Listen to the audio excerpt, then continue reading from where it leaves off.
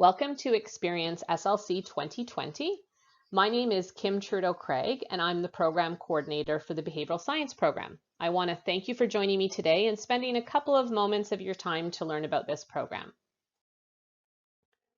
I'm going to give you a very brief overview of the program. If you want some additional information, please check out our program webpage on the college's website. There's lots of additional information there for students to review. We are a 3-year program, and at the end of the 3 years, you're going to graduate with an advanced diploma in behavioral science.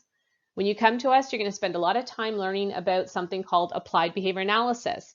So I encourage students to do a preliminary check about what applied behavior analysis is, just to make sure that it is a topic area that you would be interested in learning more about. You will be spending a significant amount of your time learning about this, and so you do want to make sure that you understand the theoretical framework of our program before coming to it. Sometimes students come to our program and make an assumption that we're going to train them very generally to be counselors or therapists or psychotherapists, and it's important for students to understand that that's not what we do. When you come to the program, you're going to learn how to work with a variety of different individuals, populations, diagnoses, and ages to help those individuals reduce the challenging behaviors that are interfering with their daily lives and making it difficult for them to achieve their life goals. Or you're going to also learn how to teach these individuals skills so that they can be successful in the different things that they want to do in their life. So as one example, you might work with somebody post-brain injury who's trying to learn new skills. Or you might work with somebody that has a complex mental health issue, and because of those mental health issues, they're exhibiting behaviors that are making it difficult and challenging for them to get through their day or to be able to find a job.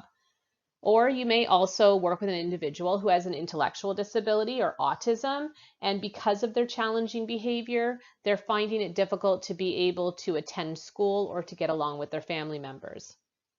During your time in the program, you're going to take a total of 4 placements. The first 2 happen in second year, and those are in an educational setting. And then in third year, students can be considered for placements in other settings, such as hospitals, community-based agencies, group homes, residential facilities, youth services, etc. Why would you maybe want to come to behavioral science? Well, first of all, it's a very exciting program. It's a fantastic program to come to, but I'll just mention a couple of the sort of top reasons that we hear from students, because I can't put them all on the slide. I don't have enough time to cover all of the reasons why you would want to come. Students tell us that they really do value our faculty. We have both full and part-time faculty who have worked in the field for a very long time. They have lots of expertise and experience working in a variety of different therapeutic roles and with a variety of different populations. And we are always eager to impart that knowledge and experience to our students. We also have a variety of courses that are interesting, and I always tell students, take just a couple of moments, go on our program webpage, look at all the courses, click on the description so that you can, again, take a moment and just make sure that the subject matter that you're going to learn about during the 3 years is something that you're interested in. We do have opportunities for our students as well through our Center for Behavioral Studies, and there's a picture of that on the screen. We partner with 2 other programs at the college to deliver services to individuals in the community who need therapeutic help. And this provides our students with an opportunity to maybe be a placement student, maybe become a research assistant, or participate in other types of paid or volunteer part-time opportunities in order to gain some clinical skills sort of in that real world experience. The other thing that I would say is that because we've been around for a very long time, we have a really strong tradition and reputation across the province, and people know our program and employers know our program, and we've developed some really solid community partnerships as a result of how long we have been in the community. Here are some examples of our different roles, different jobs that our alumni have been able to get.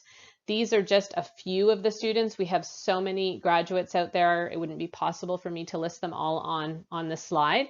But this gives you an idea as to the types of jobs that our alumni are getting.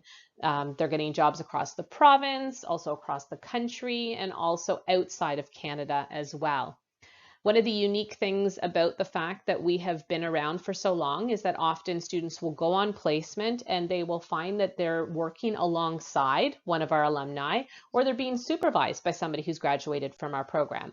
And students tell us that they really do appreciate that. They like seeing that people who've graduated from the program are working in the field, and they like to learn from past graduates of the program. If you have some questions about the program, please feel free to send me an email. My email is on the screen. There is a frequently asked questions document on our program's webpage on the website. And so please take a moment before you send me an email, just make sure that your question's not already on that FAQ. But if you have a specific question that doesn't show up there, or there's not an answer to your question, then please feel free to send me an email. I want to thank you for taking a moment to hear about the program. I look forward to seeing you, and I hope that you'll consider the behavioral science program for your choice for the fall.